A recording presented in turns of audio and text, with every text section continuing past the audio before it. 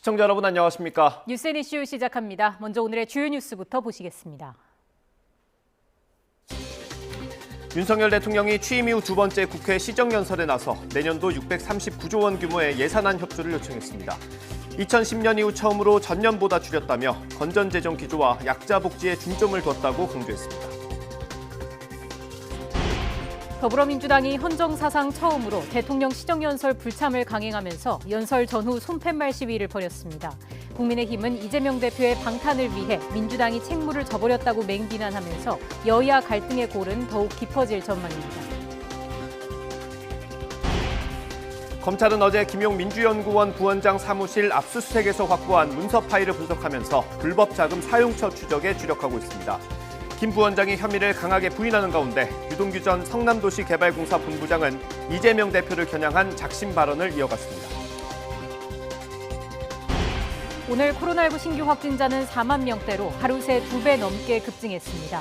다음 달 7차 재유행 본격화 우려 속에 정부는 내일 동절기 예방접종 확대 계획을 발표합니다. 100일은 3명을 태우고 필리핀 세부공항에서 활주로를 이탈한 대한항공 여객기는 브레이크 시스템 고장이 원인으로 추정됩니다. 아직 필리핀에 발이 묶여있는 탑승 승객을 연결해서 당시 긴박했던 상황을 자세히 들어보겠습니다. 영국 차기 총리로 리시 수넥 전 재무장관이 결정됐습니다. 인도계 이민자 가정 출신으로 영국 역사상 첫 유색 인종 총리이자 210년 만에 최연소 총리직에 오르게 됐습니다.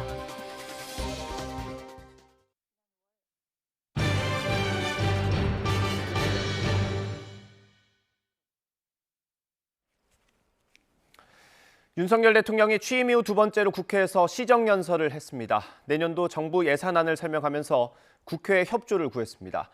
윤 대통령은 지난 2010년 이후 처음으로 정부 예산을 전년보다 줄였다면서 건전재정 기조와 약자 복지를 강조했습니다. 취재기자 연결합니다. 박소정 기자. 네, 용산 대통령실입니다. 네, 이번 연설 내용 예산안을 설명하는 거였죠? 그렇습니다. 윤석열 대통령의 시정연설 코로나19 추경안 통과를 요청했던 지난 5월 16일에 이어서 5달 만입니다. 윤 대통령은 지난 5월에는 하늘색 넥타이를 메고 국회에 들어섰었는데요. 그와 달리 이번엔 자줏빛 넥타이 차림이었습니다. 먼저 경제와 안보 위기 상황을 언급한 뒤 정부 예산안에 글로벌 복합 위기 대응과 민생 현안 해결에 대한 총체적 고민과 방안을 담았다 이렇게 설명했습니다. 그동안 정치적 목적이 앞선 방만한 재정 운영으로 재정 수지 적자가 빠르게 확대됐고 나라빚이 1,000조 원을 넘어섰다고 지적하면서 내년도 총 지출 639조 원으로 지난 2010년 이후 처음으로 전년 대비 축소 편성했다고 밝혔습니다. 역대 최대 규모인 24조 원 지출 구조 조정으로 재정 수지가 큰 폭 개선되고 국가 채무 비율도 가파른 증가세가 반전돼 건전 재정의 전환점이 될 것이라고 강조했고요. 이 절감한 재원은 서민과 사회적 약자 보호, 민간 주도 경제 지원 등에 투입하겠다며 약자 복지도 거듭 언급했습니다. 구체적인 정책이 들어가는 예산을 일일이 짚기도 했는데요. 폭우 피해를 본 반지하 쪽방 거주자들을 위해 보증금 무이자 대출을 신설하고 민간 임대 주택으로 옮길 때 최대 5천만 원까지 지원하는 것, 청년 원가주택 신규 공급 등이 담겼습니다. 첨단 미래 기술 분야도 강조하면서 반도체 분야의 인력 양성 등에 1조 원 이상 투자하고 우주항공, 인공지능 등 미래 기술 시장 선점에 4조 9천억 원의 투자 지원도 약속했습니다. 윤석열 정부의 대북 정책인 담대한 구상도 다시 언급됐습니까? 그렇습니다. 윤 대통령은 북한의 최근 잇단 도발을 유엔 안보리 결의 위반이자 국제사회에 대한 정면 도전이라고 비난했습니다. 7차 핵실험 준비도 이미 마무리한 것으로 판단된다면서 한미 연합 방위 태세와 한미일 안보 협력을 통해 압도적인 역량으로 대북 억제력을 강화할 것이라고 말한 데 이어서 북한이 비핵화 결단을 내려 대화의 장으로 나온다면 담대한 구상을 통한 정치 경제적 지원을 다할 것이라고 거듭 밝혔습니다. 예산안에는 안보 위협에 대응해 현무미사일, 패트리어트 성능 개량 등 한국형 삼축체계 고도화에 5조 3천억 원을 투입한다고 설명했고요. 사병 봉급 2025년 205만 원을 목표로 내년에 130만 원까지 인상하는 예산이 포함된 점도 언급했습니다. 경제와 안보의 엄중한 상황을 극복하기 위해서는 여야가 따로 있을 수 없고 국회 협력이 절실하다면서 지난 5월 코로나 추경이 국회 초당적 협력으로 확정됐던 것처럼 법정 기한 내 예산안을 확정해달라 이렇게 요청했습니다. 윤 대통령은 취임사와 8.15 기념사를 비롯해 그동안 참석한 많은 행사 연설에서 항상 자유라는 가치를 강조하곤 했는데요.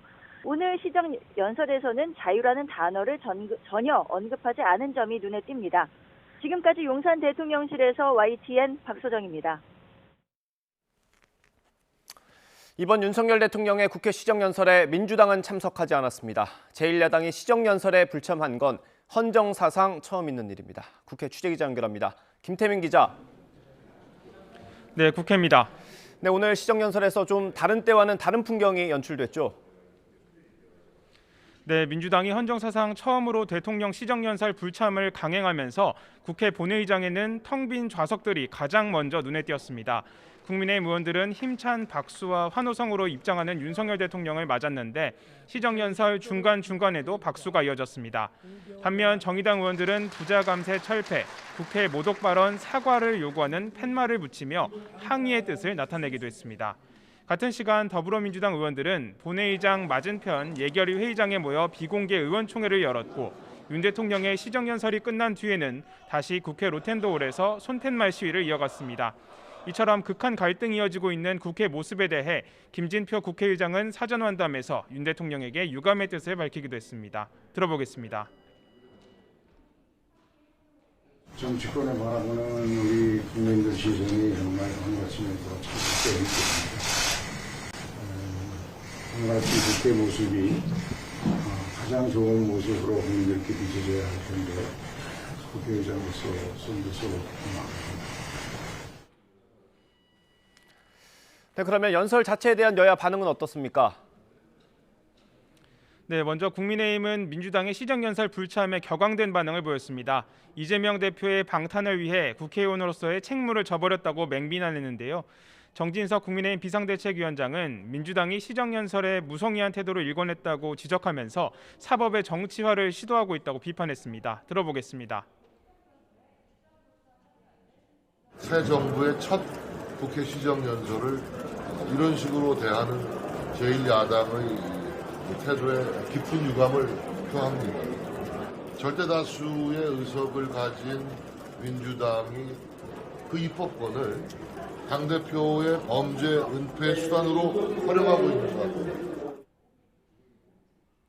또 윤 대통령이 국회 시정연설을 통해 협치를 위한 노력과 의지를 분명히 한 만큼 위기의 민생 앞에서 민주당도 예산 논의에 협조해달라고 당부했습니다. 반면 민주당은 윤 대통령의 국회 모독 발언, 또 어제 민주연구원에 대한 검찰 압수수색을 규탄하는 시위를 이어갔습니다. 그러면서 앞으로 이어질 내년도 예산안 심사에서 더욱 강력한 권한을 행사하겠다고 예고하기도 했습니다. 이어서 들어보겠습니다. 대통령께 사과라는 단어는 머릿속에 안 들어와 계신 모양이죠. 더 원내에서 강력하게 예산과 법안을 가지고 국민이 부여한 권한을 행사해 가야죠. 또 공식 논평에선 윤 대통령이 한 손으로는 초유의 정치 탄압으로 야당 말살에 몰두하고 다른 손으로는 국회 협력을 이야기하고 있다고 거칠게 비판했는데요.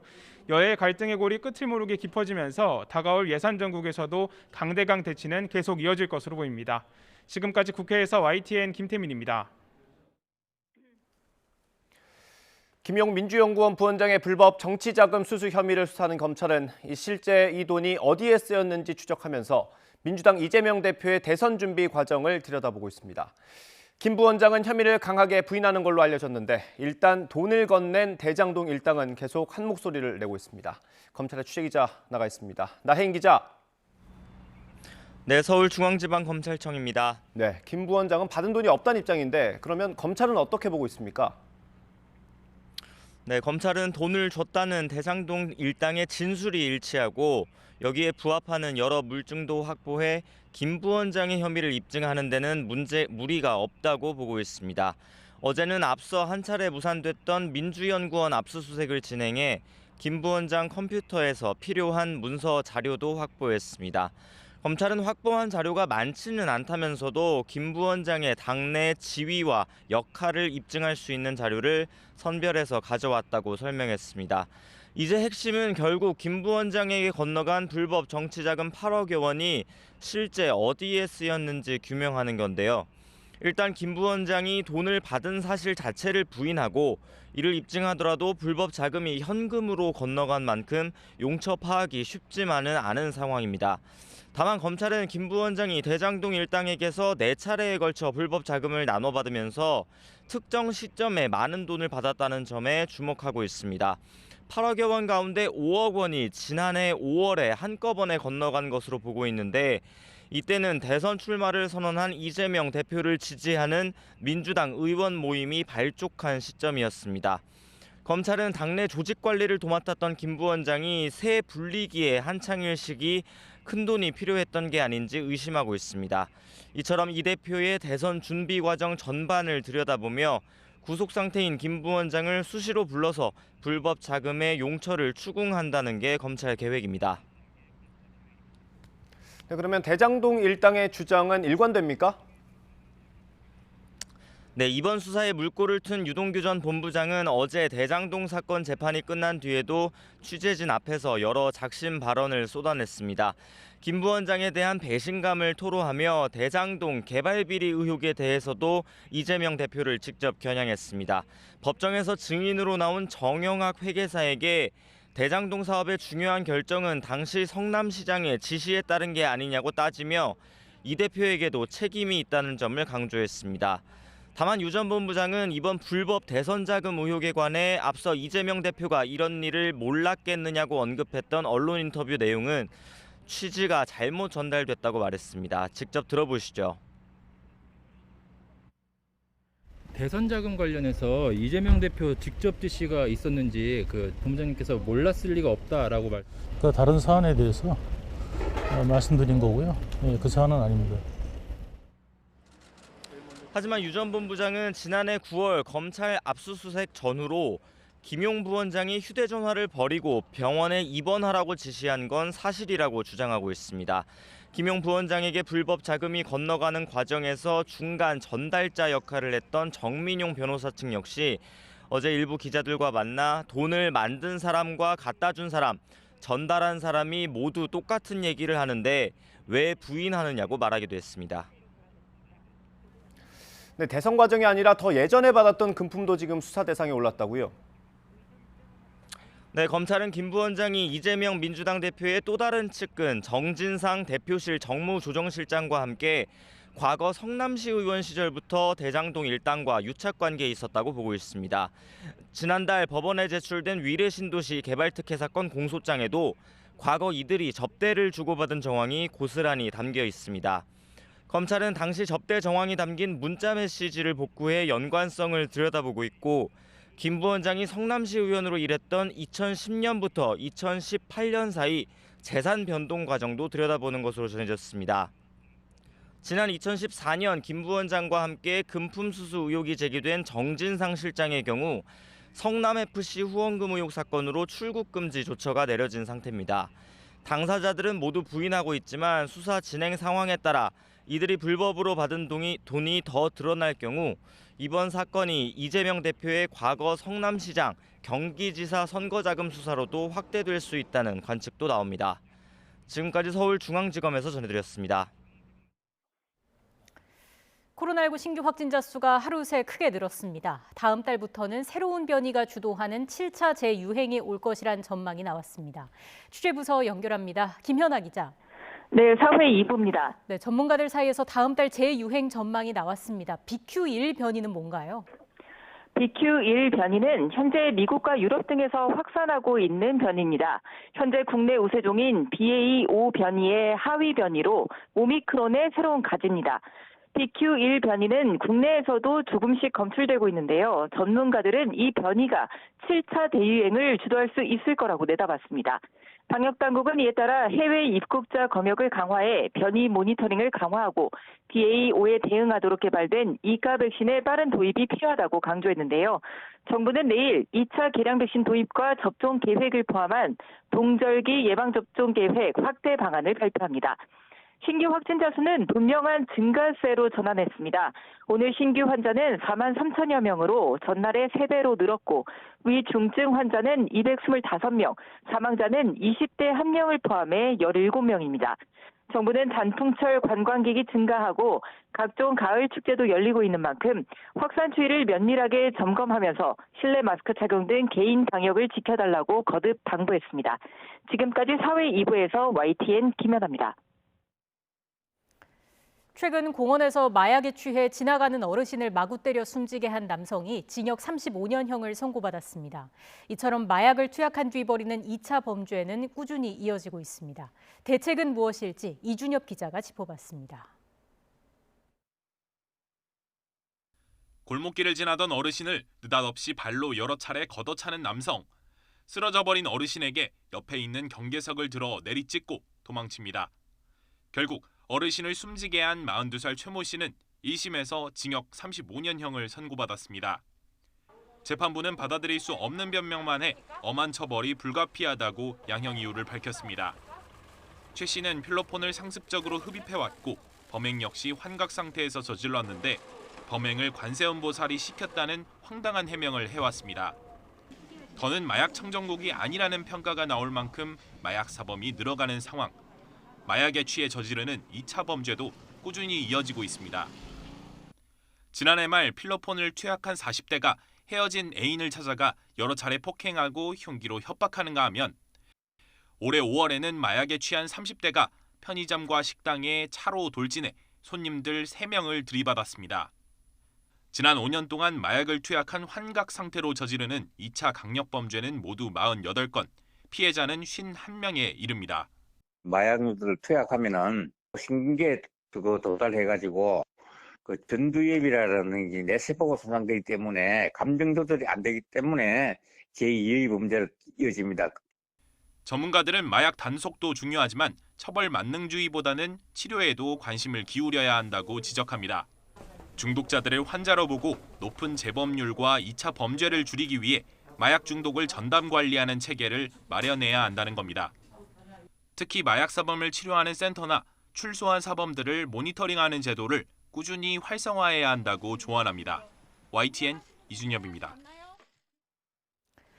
새마을금고의 한 본점에서 담보 가치를 조작해서 대규모의 대출 실적을 올린 것으로 YTN 취재 결과 확인됐습니다. 더 많은 대출 고객을 유치하기 위해 담보가 되는 화물차 가격을 포토샵으로 높게 조작한 것으로 드러났습니다. 이 같은 조작은 수년 동안 이루어졌고 중앙회에서 상까지 받았습니다. 황보혜경 기자의 단독 보도입니다. 지난달 A 운수회사는 2014년식 14.5톤짜리 화물차를 담보로 서울 명동 새마을금고 본점에서 대출을 받았습니다. 인터넷 중고차 매매 사이트엔 비슷한 차량 시세가 7,500만 원으로 형성돼 있습니다. 그런데 새마을금고가 감정평가서에 첨부한 해당 사이트 캡처 사진엔 차량 시세가 8,800만 원으로 바뀌어 있습니다. 또 다른 업체를 대상으로 한 화물차 담보대출도 마찬가지입니다. 14년식 11.5톤 화물차 시세는 6,590만 원인데 감정평가서엔 8,500만 원으로 가격 부문만 다릅니다. 또 다른 화물차 역시 감정 서류 가격이 사이트보다 2천만 원이나 높게 차이납니다. 담보 가치를 깎아도 문제지만 반대로 올린 이유는 뭘까? 새마을금고 화물차 담보대출은 차량 감정액의 60%까지 대출할 수 있습니다. 담보로 잡힌 차량 감정 평가를 위해 중고차 매매 사이트에 올라온 차량 시세를 비교합니다. 그런데 금고 측이 대출 가능 한도를 높이려고 포토샵이나 그림판으로 사이트 가격을 위조한 겁니다. 인터넷 거래 사이트에 있는 시세표를 출력을 하고 그림판으로 옮긴 다음에 금액 부분을 수정하는 걸 목격했습니다. 그렇게 시세를 조작해가지고 대출 한도를 더 많이 지급을 해드렸고요. 결국 새마을금고의 주력 사업인 화물차 담보대출 실적을 높이려고 담보 가치를 허위로 올린 거로 보입니다. 심지어 특정 운수회사나 지인이 원하는 수준으로 대출해주기 위해 감정가를 더 높게 쳐준 일종의 특혜 의혹도 제기됐습니다. 금고에서는 대출금이 많이 지급이 돼야 이자도 많이 있기 때문에 수익적인 면에서는 더 이익이었습니다. 이 업체한테 조금 더 다른 업체들보다 대출 한도를 좀 더 많이 해서 고객 유지를 했습니다.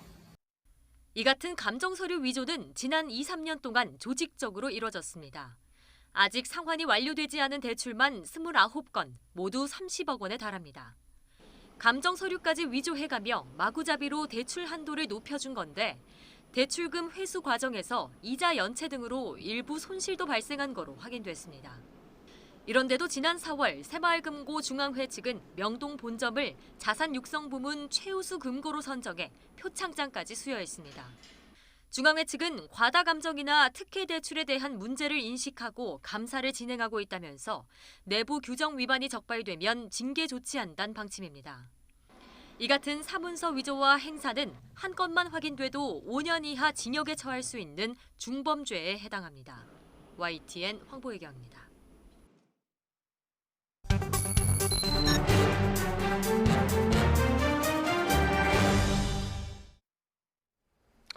그제 필리핀 세부공항에서 활주로를 이탈한 대한항공 여객기는 악천후 속에 착륙을 시도하다가 사고가 난 걸로 파악됐습니다. 활주로에서 속도를 줄이지 못하는 등 브레이크 고장이 원인으로 추정됩니다. 이동우 기자가 취재했습니다. 비행기가 활주로 바깥 숲을 사이에 고꾸라져 앞부분은 찌그러졌고 옆면도 너덜너덜 찢겨 나갔습니다. 사고가 난 여객기는 대한항공 KE631편으로 천둥번개를 동반한 폭우와 강풍이 몰아치던 상황에서 착륙 도중에 활주로에서 이탈했습니다. 악천후 속 두 차례 착륙을 시도했지만 실패했고 3차 착륙 강행에 기체는 앞으로 기울어지고 앞바퀴 등이 부서진 끝에 활주로 바깥 숲을 지역에 비정상 착륙한 것입니다. 두 번째, 어떤 충격을 받아가지고 문제가 생긴 것 같았어요. 일반적으로 바퀴가 내려가는 소리가 아니고 쎄하고 바닥하고 부딪히는 소리가 났거든요. 활주로 넘어서까지 미끄러졌거든요. 그리고 엔진 그쪽은 다 부셔졌고요. 지금 허리가 좀 많이 땡겨요, 이제. 사고 당시 승객 162명과 승무원 11명이 탑승했지만 다행히 인명피해는 없었습니다. 승객들은 비상탈출 슬라이드를 이용해 안전하게 하기했으며 인명피해는 없었습니다. 필리핀 항공당국과 우리 국토교통부는 사고 여객기가 브레이크 시스템 고장으로 활주로를 이탈했을 가능성이 큰 것으로 추정하고 있습니다. 여객기 기장은 착륙 당시 브레이크 시스템 경고등이 들어왔고 활주로에서 속도를 줄이지 못했다고 초기 조사에서 진술한 것으로 알려졌습니다. 악천후 속에 두 차례의 착륙 실패 이후 재이륙하는 과정에서 바퀴에 충격이 가해져 브레이크 유압 시스템이 고장났을 가능성이 크다는 것입니다. 국토교통부는 항공정책실장을 반장으로 사고수습본부를 설치하고 현지 사고 조사에도 참여해 정확한 사고 원인을 규명할 계획입니다. YTN 이동호입니다. 네, 이 여객기에 타고 있던 승객들은 아직 세부에 머무르고 있습니다. 사고 당시의 상황 그리고 지금은 어떤 상황인지 자세히 들어보겠습니다. 사고 항공기에 탑승했던 분 전화 연결돼 있습니다. 선생님 나와 계시죠? 네. 예, 저희가 현장 사진으로 보더라도 충격이 상당했을 것 같은데 먼저 선생님 몸 상태는 좀 괜찮으신지 궁금합니다. 네, 충격은 약간 있었는데 그렇게 심하진 않고요. 약간의 통증은 있습니다. 그러시군요. 가족분들도 걱정이 많으실 것 같은데 지금은 어디에 머물고 계신 건가요? 저희가 예약했던 숙소에 지금 머무르고 있고요. 예. 그냥 지금 짐을 아직 비행기 안에서 못 내려가지고 예. 그냥 있습니다. 예, 그 혹시 세부는 어떤 일정 때문에 가신 겁니까? 저희가 지금 결혼을 예정을 두고 있거든요. 근데 예. 지금 이제 웨딩 촬영, 이제 수능 촬영을 하려고 이제 세부에 왔는데 일정이 다 그럼 없어진 거죠. 예, 그 촬영이 취소되면서 위약금도 물어야 한다든지 이런 피해도 있으시겠네요. 네, 지금 계약금은 다 날아갔고요. 아이고. 예약금도 못 들어줘요. 피해가 한둘이 아니실 것 같은데 일단 그 캐리어나 이런 걸 다 못 내리셨으면 필요한 물품들이 있을 것 같은데 어떤 것들이 좀 부족합니까? 저희 이제 웨딩 촬영할 때 이제 입을 옷이나 이제 저희 이제 개인적으로 챙겨간 카메라나 컴퓨터나 심지어 자동차 키까지 이제 캐리어 안에 있거든요. 기내도 있고. 그렇군요. 선생님 지금 오디오 소리가 약간 작아서 조금만 더 가까이 수화기에 대고 말씀을 해주시면 좋을 것 같고요. 화물칸에 네네. 실은 짐을 찾지 못했다라고 하셨는데 혹시 다른 승객분들도 다 짐을 못 찾으신 건가요? 아니, 저희가 지금 봤을 때는 네. 짐이 내려오신 분들도 계세요. 아예 다 못 찾으신 건 아닌 것 같고, 앞쪽에 짐 실은 부분이 많이 이제 비행기가 파손됐기 때문에 그쪽은 못 내린 것 같고, 뒤쪽은 이제 손상이 없었기 때문에 뒤쪽에 짐이 실으신 분들은 아마 짐을 내렸을 것 같아요. 그러면 최악의 경우에는 선생님 짐이 좀 손상이 있을 수도 있는 상황인가요? 네, 아마 그럴 수도 있고, 비행기 충격이 조금 심했었거든요. 예. 그렇군요. 뭐 그 점에 대해서는 예. 구체적으로 안내를 받으신 건 아닌 거죠? 네, 지금 입국 심사 끝나고는 현지 직원분들은 없었고요. 한국 직원분들은 없었고, 예. 이제 사고 날 때는 이제 항공사분들은 많은 이제 협조는 해주셨거든요. 예. 이제 직원분들은. 근데 이제 입국 심사 끝난 다음에는 이제 외국인 직원들밖에 없어가지고 이게 언어 소통하는데 좀 문제가 심하고, 짐 찾으신 분들하고 짐 없으신 분들하고는 나눠진 것 같았어요. 제가 보기엔. 그 가장 최근에 대한항공으로부터 받은 공지나 이런 것들이 있습니까 혹시? 지금 최근에 지금 문자 온 거는 저희가 이제 목요일 날 귀국 비행기였거든요. 예. 예, 목요일 날 밤 11시 출발이었는데 지금 이제 다음 날 금요일 아침 8시로 비행기 연착됐다고만 지금 문자가 왔어요. 혹시 뭐 보상과 관련해서는 안내를 받으신 게 있으실까요? 네, 어제 뭐 낮에 전화 온 거는 뭐 최대한 보상은 해드리겠다고만 얘기는 했는데 네. 구체적인 보상 계획이나 보상 안까지는 없었었어요. 그렇군요. 그 이제 비행기에 타고 계셨을 당시 상황을 좀 여쭤보려고 하는데요. 일단 충격이 두 번째 착륙할 때 좀 충격이 있었다고 하던데 당시 상황 어땠습니까? 일단 첫 번째는 활주로에 이제 뭐 바퀴가 안 닿기 때문에 뭐 충격은 전혀 없었고요. 네. 이제 두 번째 착륙 시도 때는 이제 앞서 이제 앵커님들이 말씀하신 것처럼 이제 쿵 하는 소리가 한번 났거든요. 활주로에 닿으면서. 예. 그때 이제 기체에 뭔가 손상이 간 것 같아요. 이게 일반적으로 착륙할 때 소리가 아니라 진짜 소리가 엄청 컸거든요. 네.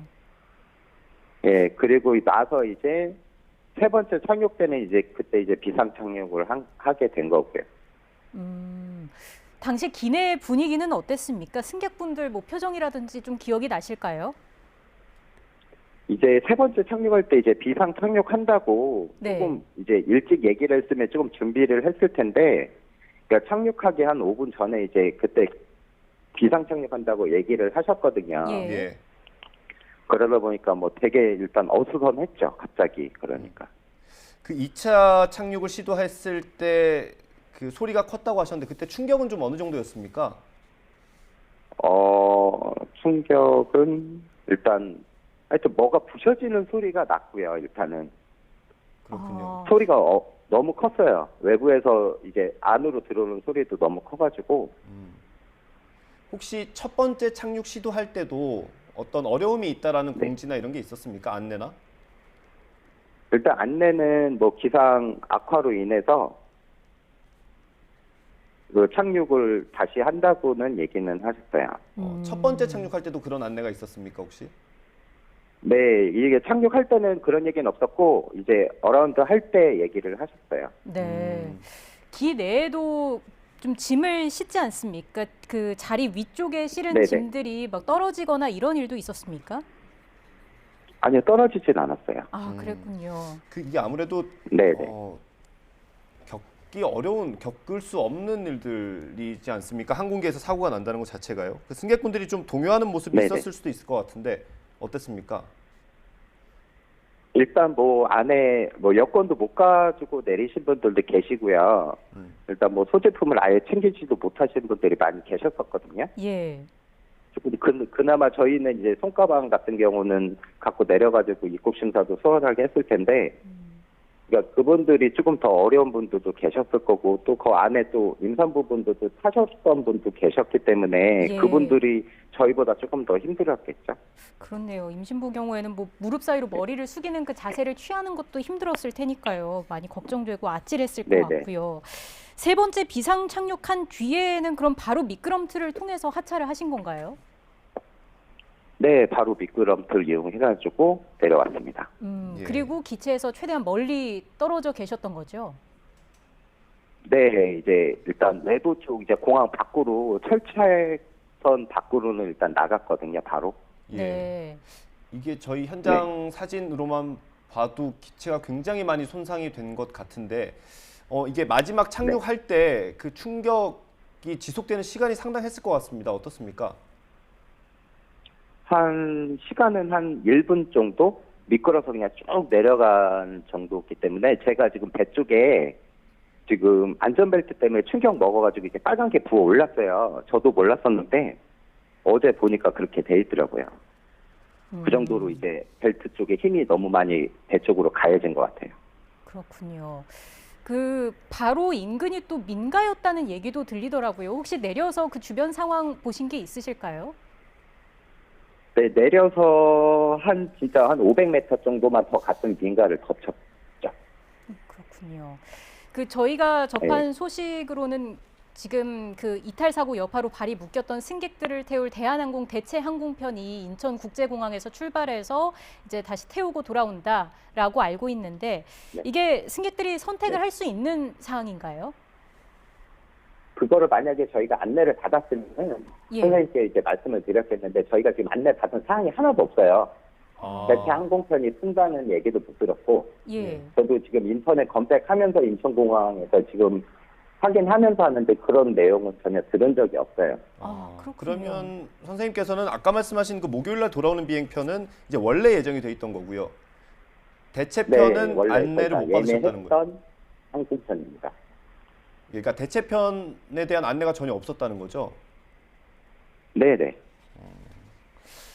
알겠습니다. 이게 참 비정상 착륙으로 뭐 말 그대로 그야말로 재난 상황을 방불케 하는 급박한 상황이 펼쳐졌습니다. 보상을 해준다고 안내는 왔는데 아직까지 조치는 이루어지지 않은 상황인 거고요. 마지막으로 어느 정도 보상을 좀 예상을 하고 계실까요?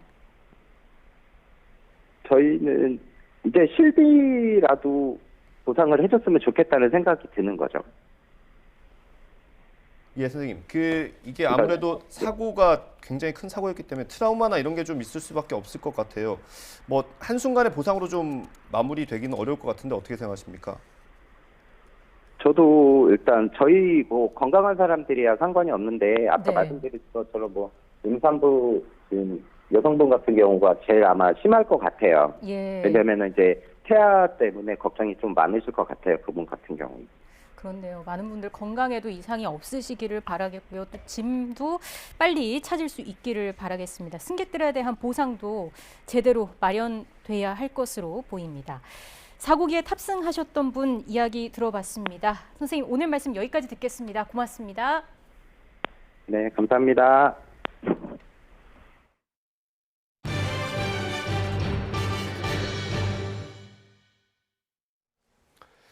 중국의 당대회가 폐막한 뒤 북한의 핵실험 가능성이 높아진 가운데 미국 정부는 북한이 언제든 핵도발에 나설 수 있는 것으로 보고 있습니다.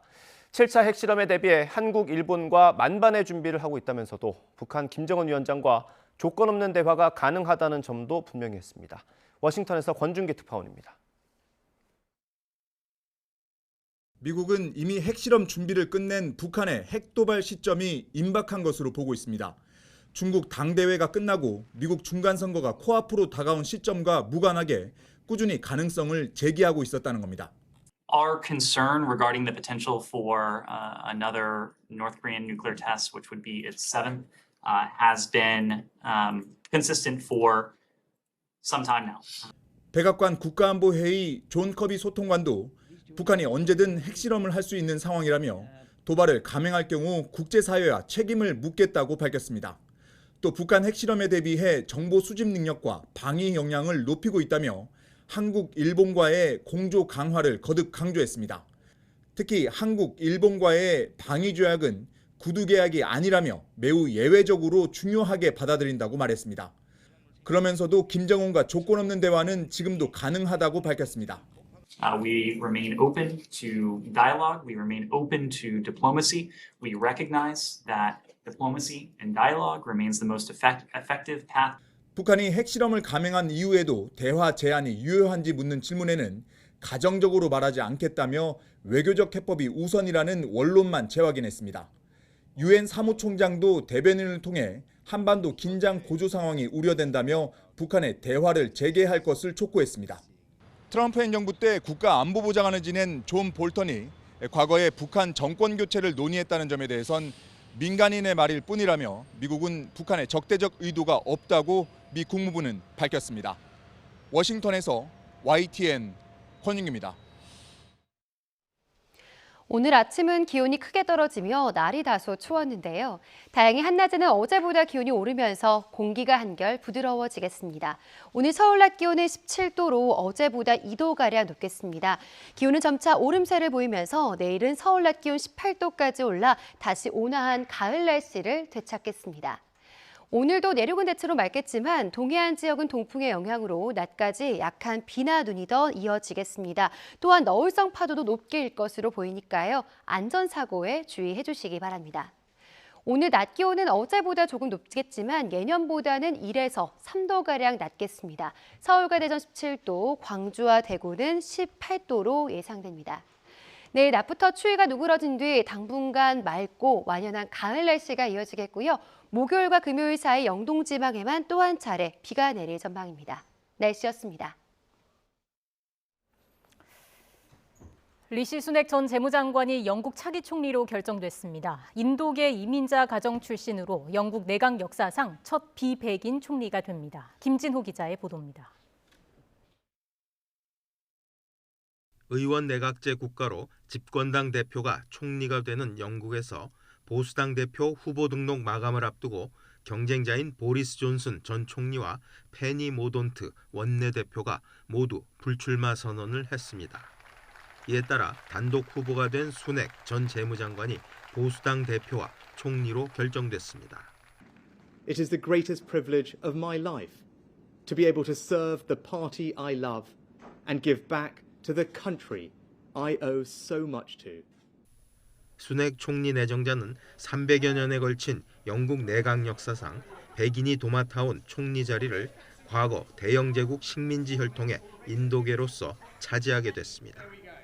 수넥 내정자는 42살로 1812년 로버트 젠킨슨 총리 이후 최연소 총리 기록도 세우게 됐습니다. 인도 출신 이민 3세인 수넥은 의료인 부모 밑에서 옥스포드와 스탠포드 등 최고 학교를 나왔고 부인은 인도 억만장자의 딸입니다. 전형적인 금수저 출신인 수넥 내정자는 단정한 머리 모양과 딱 맞는 고급 정장 스타일로 헝클어진 머리와 돌발 행동으로 유명한 존슨 전 총리와 비교됩니다. 2015년 하원 의원에 당선되며 정계에 진출한 그는 테리사 메이 내각에서 첫 정부 직책을 맡았고 2020년 2월엔 존슨 내각의 재무장관으로 발탁됐습니다. 수넥 내정자는 먼저 감세안으로 금융시장을 뒤흔든 트러스 총리가 남긴 후유증을 수습해야 합니다. But there is no doubt we face a profound economic challenge. We now need stability and unity, and I will make it my utmost priority to bring our party and our country together. 수넥 총리 내정자는 찰스 3세 국왕을 아련한 뒤 정식 취임합니다. YTN 김진호입니다.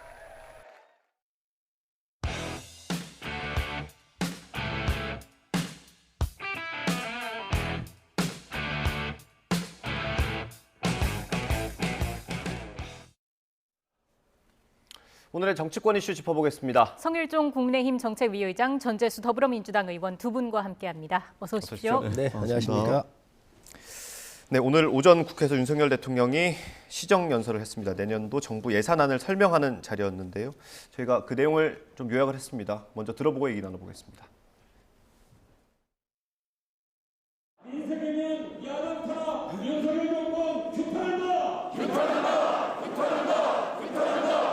이번에 정부가 제출한 예산안에는 우리 정부가 글로벌 복합 위기에 어떻게 대응할 것이며 어떻게 민생 현안을 해결할 것인지 그 총체적인 고민과 방안을 담았습니다. 정부는 지난 7월에 국가재정전략회의를 통해 건전 재정 기조로 내년 예산안을 편성하기로 확정한 바 있습니다. 내년도 총 지출 규모는 639조 원으로 2010년 이후 처음으로 전년 대비 예산을 축소 편성했습니다. 정부는 역대 최대 규모인 24조 원의 지출 구조 조정을 단행한 결과 재정 수지는 큰 폭으로 개선되고 국가 채무 비율도 49.8%로 지난 3년간의 가파른 증가세가 반전돼서 건전 재정의 전환점이 됐습니다. 공공부문부터 솔선하여 허리띠를 바짝 졸라맸고 이렇게 절감한 재원은 서민과 사회적 약자 보호, 또 민간 주도의 역동적 경제 지원, 국민 안전과 글로벌 리더 국가로서의 책임 강화에 투입하고자 합니다. 네, 저희가 화면에는 안 나왔는데 윤석열 대통령이 시정연설을 하는 저 본회의장에 민주당 의원들은 다 들어가지 않으셨던 거고요. 이게 이전에 발언 논란이 문제입니까? 아니면 최근에 검찰 수사가 문제입니까? 복합적인 거죠. 예. 일단은 전체적으로 좀 말씀을 드리자면 정치는 칼로 하는 게 아니지 않습니까? 정치는 말로 하는 겁니다. 정치인은, 정치하는 사람은 칼을 다루는 직업이 아닙니다. 말을 다루는 직업이 정치인입니다. 그리고 정치인은 힘의 원천이 칼에 있는 것이 아니고 이 힘의 원천이 말에 있다는 것을 굳건하게 믿는 사람들이 정치하는 사람들입니다. 그래서 말을 통해서 대화하고 설득하고 협상하고 그래서 뭔가 성과를 만들어내는 이것이 바로 정치하는 사람입니다. 그런데 윤석열 대통령께서는 말이 아니라 칼을 선택했습니다. 더더구나 국제 외교 무대에 가셔가지고 자국의 야당 국회의원들을 향해서 이 땡땡 그리고 지금은 전 정부와 비판적 언론과 야당 대표와 경쟁했던 정치적 세력 이 구석 저 구석 사사시 지금 말하자면 수사 기소, 조사 감사, 소환 압수수색 칼을 선택한 것이죠. 국정 운영의 최고 책임자인 대통령께서 말이 아니라 칼을 선택을 했고 칼에 힘의 원천이 있다라고 믿는데 야당이 선택할 수 있는 게 뭐가 있겠습니까? 맞서서 싸우는 거 외에는 야당이 선택할 수 있는 카드가 없다. 네. 저희들은 그렇게 판단을 하는 것입니다. 시정연설에 이제 야당 의원들이 아예 참석을 하지 않은 게 헌정사상 처음이라고 하잖아요. 국민의힘에서도 하고 싶은 말씀이 많으실 것 같아요. 전 의원님이 칼 얘기를 하시는데 예. 무슨 말씀을 하시고 싶어 하시는지는 대충 저도 알고 있지만 민주당이 정권 잡아서 전직 대통령 두 분도 다 보냈잖아요. 서랍만 열면 다 서류가 튀어나왔지 않습니까? 이런 얘기 하시면 안 되지요. 지금 왜 그러냐면 민주당이 저는 대한민국 역사에 있어서 민주당이 일해왔던 것들은 굉장히 업적이 큰 찬란한 당의 역사를 갖고 있어요. 예. 민주화의 과정을 겪거나 또 노무현 대통령 같은 경우에는 어떤 지역 균형 발전을 위해서 시도했었던 여러 가지 의미 있는 일에 민주당이 항상 중심에 있었단 말이지요. 그런데 지금 어떻습니까? 범죄 혐의자가 지금 당대표가 돼 있습니다. 범죄 혐의자를 대권 후보로 뽑았습니다. 지금 여러 가지 이유를 대지만 이거 이재명 대표의 방탄 때문에 오늘 이러한 헌정사상 대통령 시정연설을 할 때에 안 들어온 그 첫 번째 케이스가 오늘 민주당에 의해서 쓰여졌거든요. 이재명 대표가 아니고 다른 대표도 그랬을까요? 정말 저는 민주당이 굉장히 지금 현재 스스로 이 올가매고 있는 이 덫에 걸렸다라고 생각을 합니다. 그리고 이재명 대표의 이 사법 리스크는 저희가 제기한 문제가 아닙니다. 대선 경선 과정에서 민주당에서 불거졌던 거고 그 많은 것들이 민주당 당원들에 의해서 고발된 거예요. 그런데 전 정권의 검찰에 의해서 이게 수사가 진행이 안 됐던 일들이지요. 지금 그게 지금 조사가 이루어지고 그리고 자기들이 형제 클럽 만들었던 사람이 나와서 이야기하고 하는 거 아닙니까? 이러한 문제가 있는 거예요. 여기에 지금 현재 내년도 국민을 위한 639조 원의 1년 살림살이에 대한 대통령이 국민 보고에 국민이 뽑아준 대표가 오지 않는다고 하는 것은요. 저는 좀 잘못됐다고 생각을 해요. 그렇기 때문에 이 부분에 있어서는 상당히 명분적으로 민주당이 좀 곤욕스러울 겁니다. 또 민주당 내에도 상당히 괜찮은 의원님들이 계세요. 당론으로 결정하니까 못 들어온 거예요.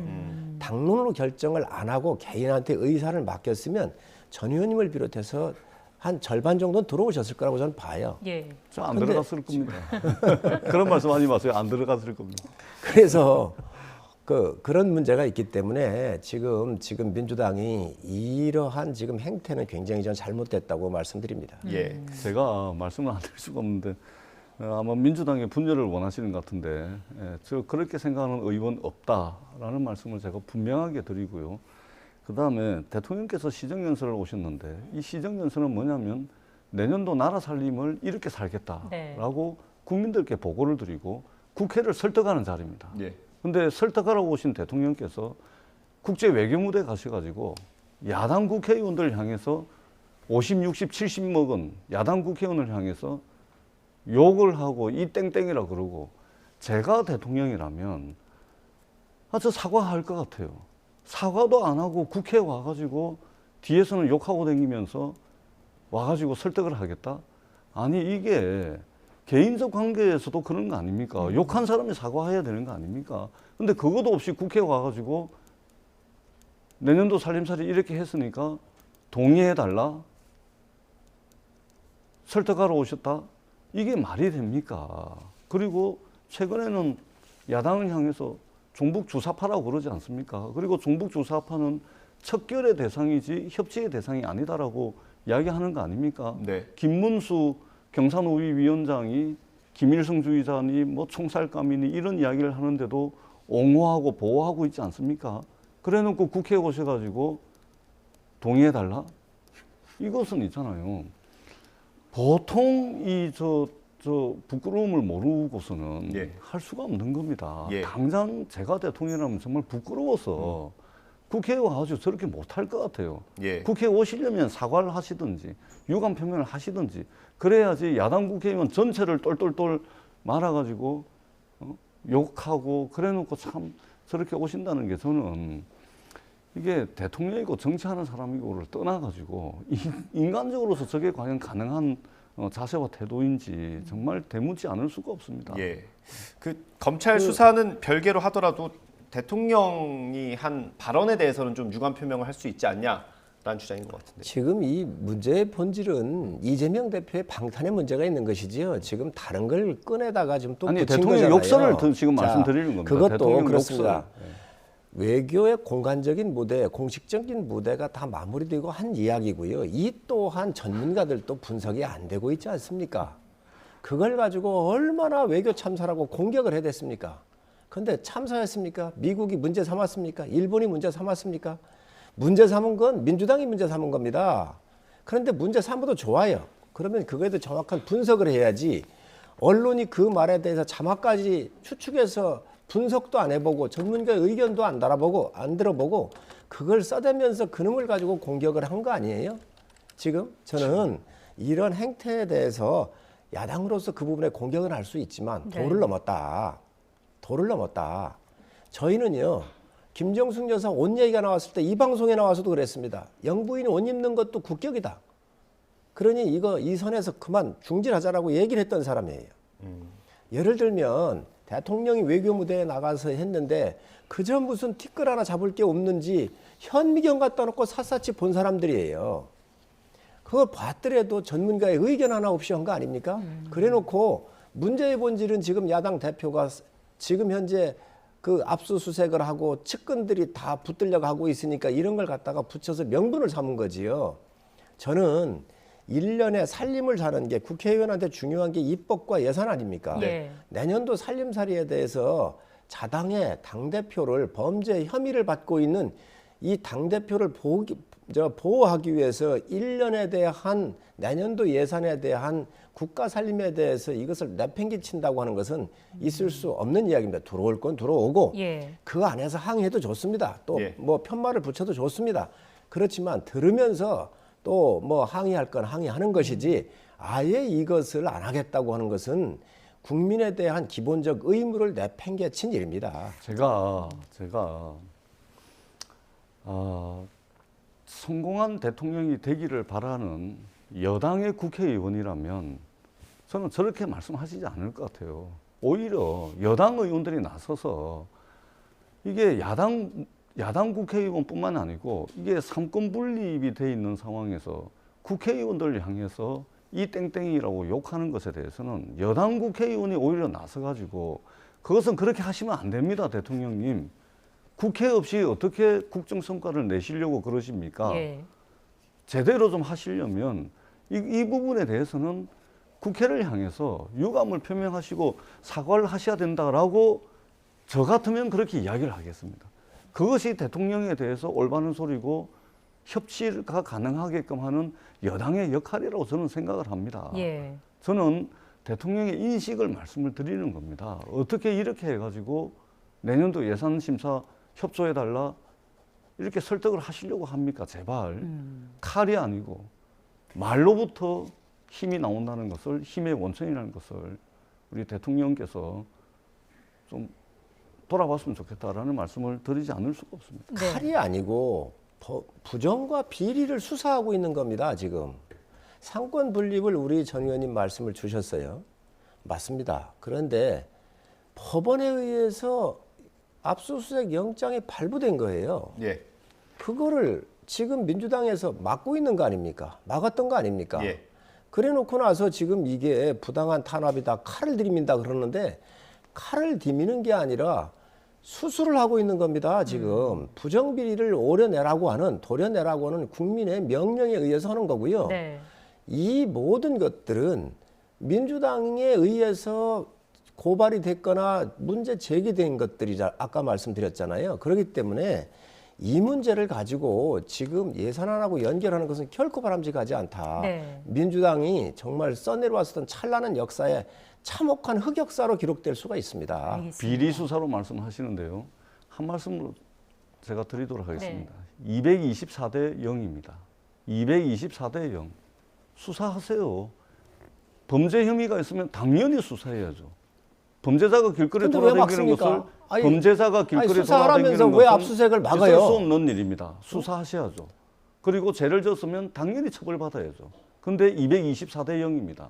하물며 야당과 야당 주변에 대해서는 압수수색을 224번이나 합니다. 윤석열 대통령과 그 부인, 장모에 대해서는 압수수색이 제로입니다. 한 건도 없습니다. 심지어 더 제가 정확하게 말씀드리면 김건희 여사께서는 대통령 선거 기간 중에 내가 돋보이기 위해서 허위 이력, 허위 경력, 경력 이력 부풀리고 수상 실적 부풀리고 허위 수상 실적이 좀 있었다. 죄라면 죄다. 죄를 자백을 했습니다. 자백한 죄조차도 조사나 수사가 이루어지고 있지 않습니다.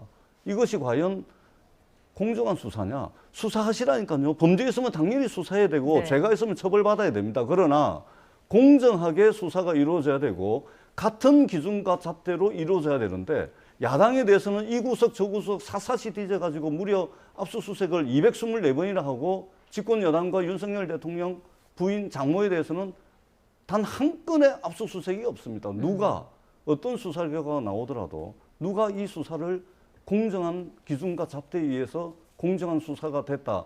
이렇게 평가할 국민이 없는 겁니다. 그렇기 때문에 윤석열 대통령께서는 말이 아니고 칼을 선택하셨다라고 볼 수밖에 없다는 말씀. 요거는 제가 꼭 설명을 해야 되겠습니다. 224대 0이라 그러시는데 정말 이거 잘못된 그 가짜 뉴스고요.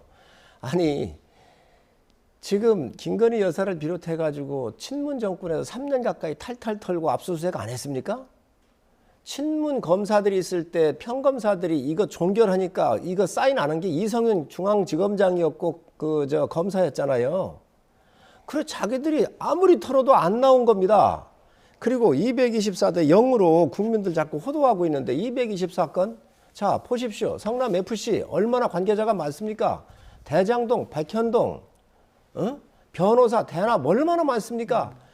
여기저기 수없이 많은 곳에서 부정비리 건수가 너무 많다가 보니 220사건이 아니라 2240건이라도 해야지요. 이거를 갖다가 분명한 것은 김건희 여사 얘기를 하는데, 장모 얘기를 하는데, 친문 정권 시절에 압수수색 하지 않았습니까? 다 갖다 조사하지 않았습니까?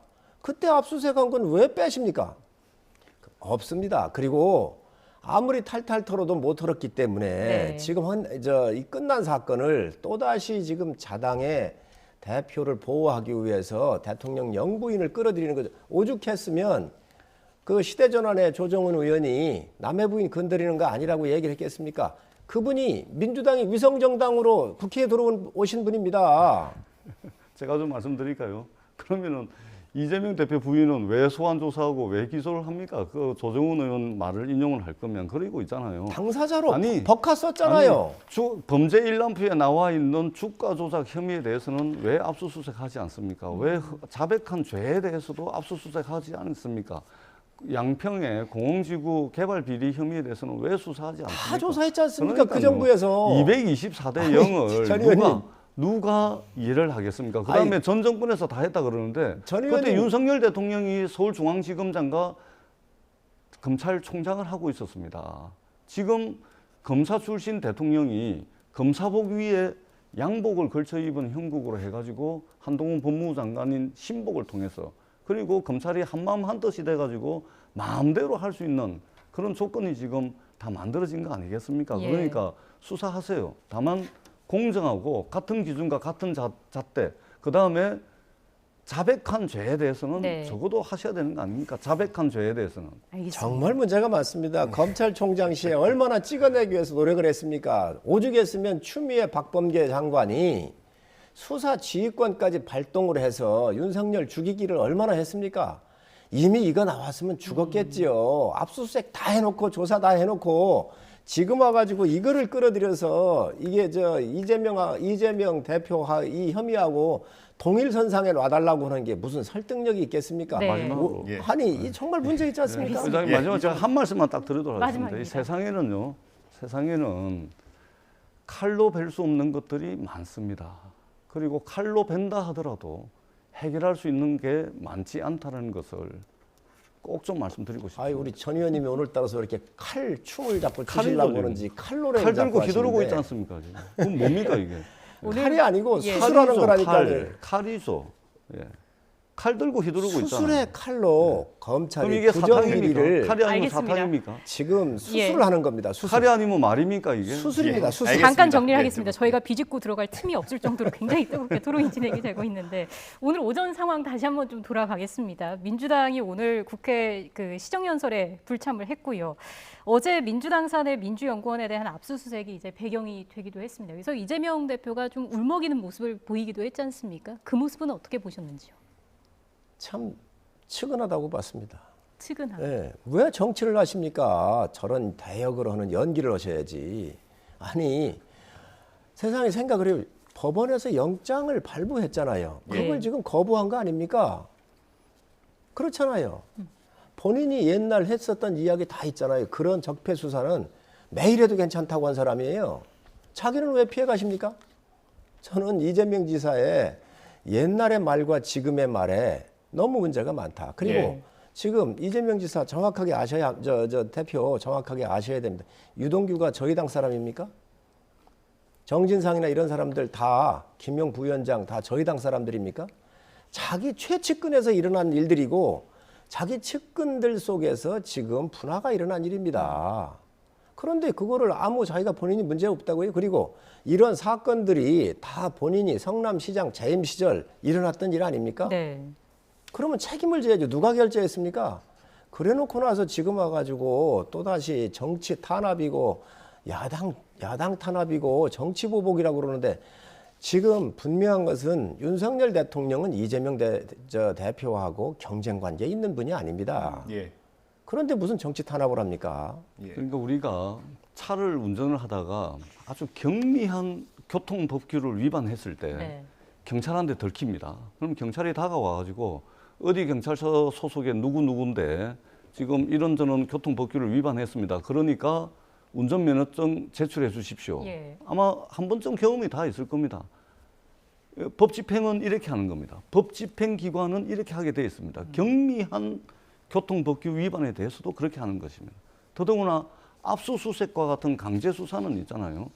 압수수색 합니다라고 고지를 하게끔 되어 있고, 그리고 제가 검사 누구입니다, 검찰 수사관 누구입니다, 신분을 반드시 밝히게끔 되어 있습니다.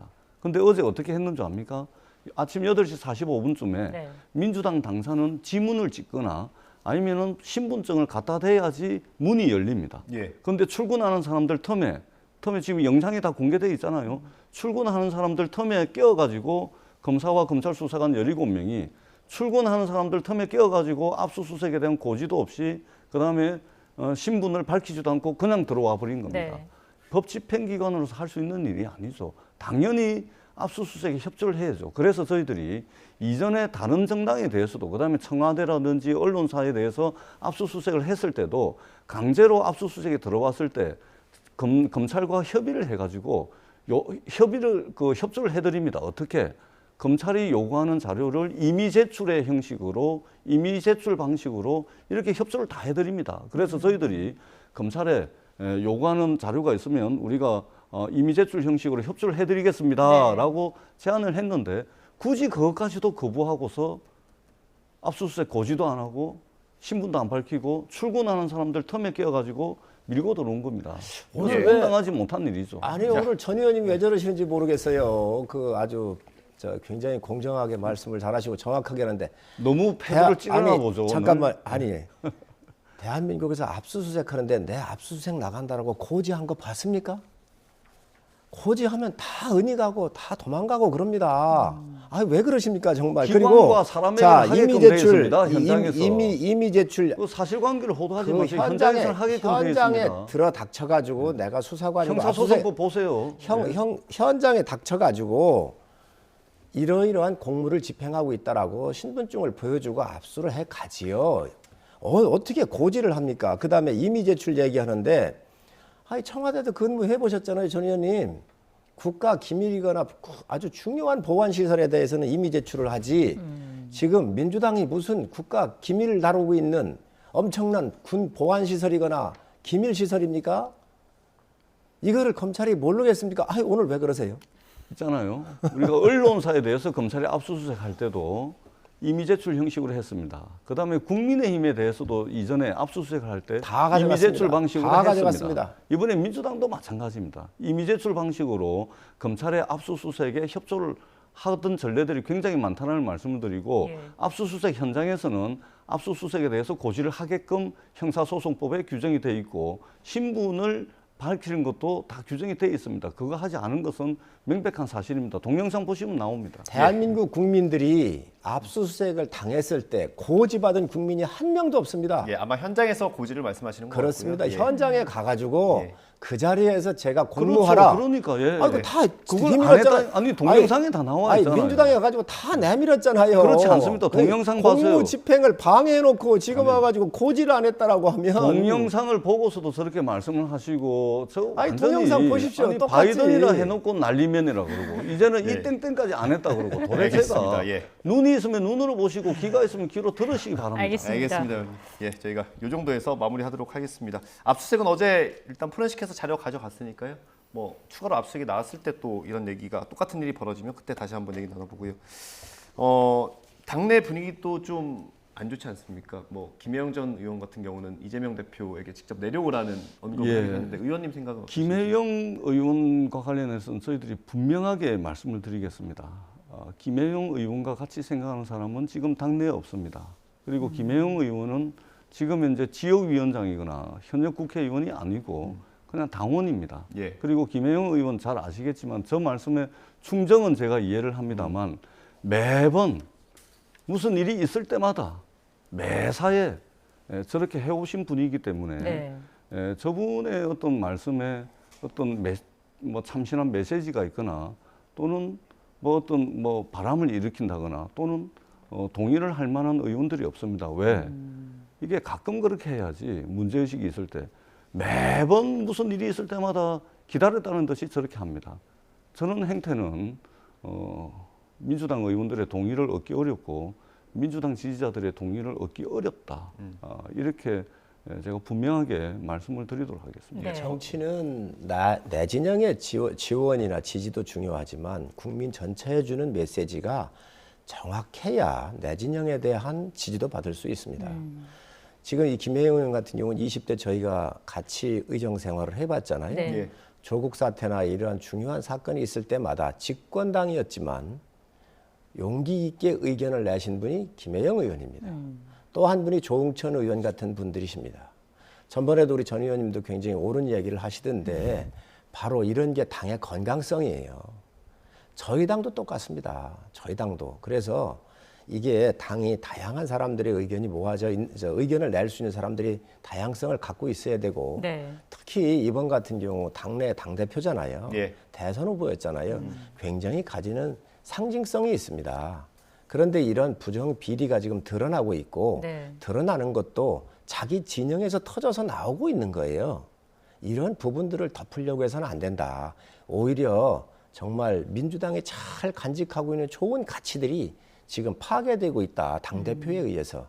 그 이후에 그 후과를 어떻게 감당하시려고 그럽니까? 오히려 이런 세력들이 저는 많이 나오는 게 여야를 함께 합해서 더 전 바람직한 일이라고 생각을 합니다. 지금 우리 당이 지금 저희 당이 평화로운 상태고 또는 어떤 더 많은 다양한 생각들 때문에 생각들을 가지고서 어떤 정책을 다루는 문제고 정말로 그런 아무 일이 없는 상태면 정말 좋습니다. 그런데 지금은요, 이 구석 저 구석 그냥 말하자면 칼이 동서남북 양 사방에서 그냥 빗발치고 있습니다. 이런 엄중한 상황에는 정말로 죽이겠다고 칼을 들고 덤벼드는데 맞서 싸우는 거 외에는 방법이 없는 겁니다. 이렇게 엄중한 상황에 말하자면 이런 말씀을 하신다, 내려오시라, 이것은 있잖아요. 동의할 수가 없습니다. 네. 저희가 탄핵을 당하고 야당을 할 때 굉장히 어려웠습니다. 검찰이 엄청난 수사를 다 받았습니다. 그때 그래도 저희 당은 친박 비박에 계셨었던 상징성 있는 이런 분들 좀 나가시라고 소장파 초선들이 모여가지고 엄청난 자정 운동을 한번 한 적이 있습니다. 예. 또 그 이후에도 여러 번 있었습니다. 아마 민주당도 저희가 망해봐서 알잖아요.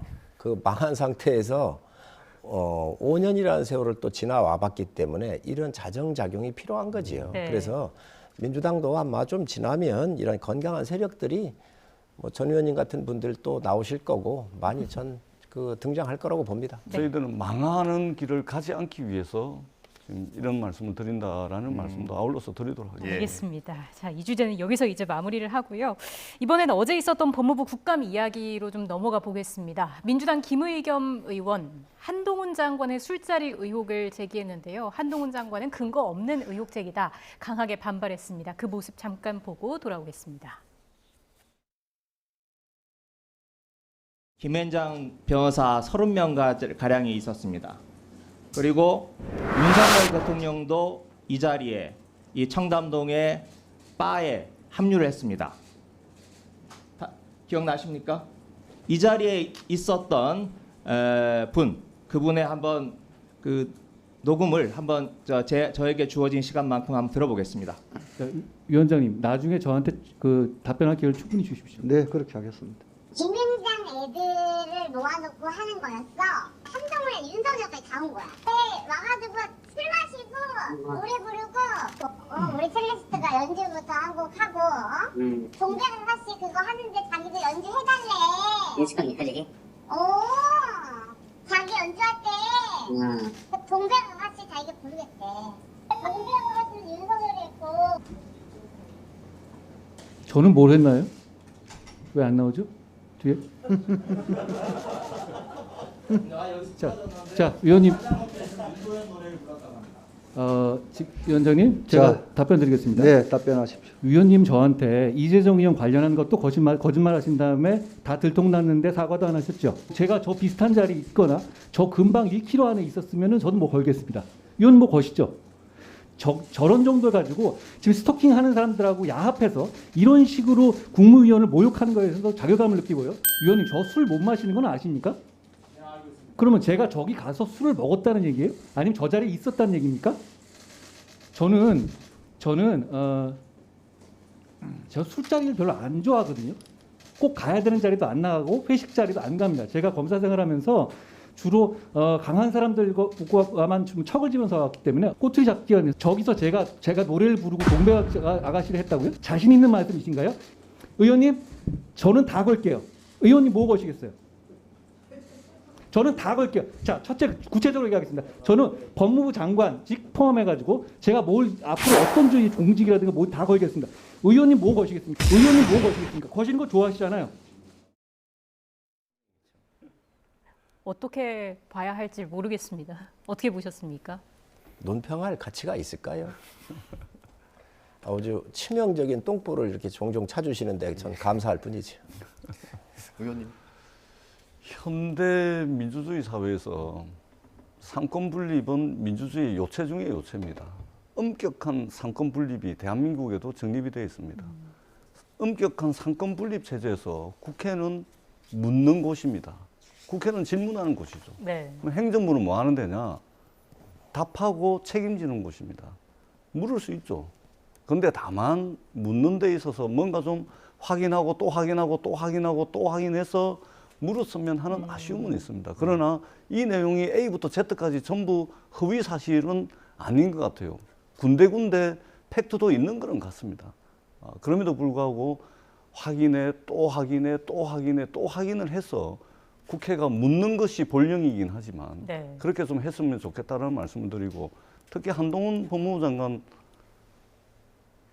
뭐 걸자 아니 법무부 장관직을 뭐 그런 자리는 아니지 않습니까? 그다음에 제가 말씀드렸지만 국회가 물으면 행정부는 답하는 자리입니다. 아닙니다. 저는 술도 못 하고요. 10시 이전에 어디 바깥에 나가서 회식 자리도 안 갑니다. 이렇게 조곤조곤 설명하면 되는 겁니다. 그걸로 끝나는 일이죠. 근데 거기에 뭔 장관직을 걸고 그다음에 앞으로 다가올 미래의 어떤 공직까지 다 걸겠다. 과하죠. 답하면 되는 겁니다. 이게 걸자고 한 게 민주당에서 먼저 걸자고 그랬었어요, 전에. 그래서 아마 그 얘기를 한 것 같고 예. 묻는 거 전 의원님 말씀하는 게 저는 100% 동의를 해요. 근데 묻는 사람은 국민이 대신해서 물어달라고 하는 거예요. 예.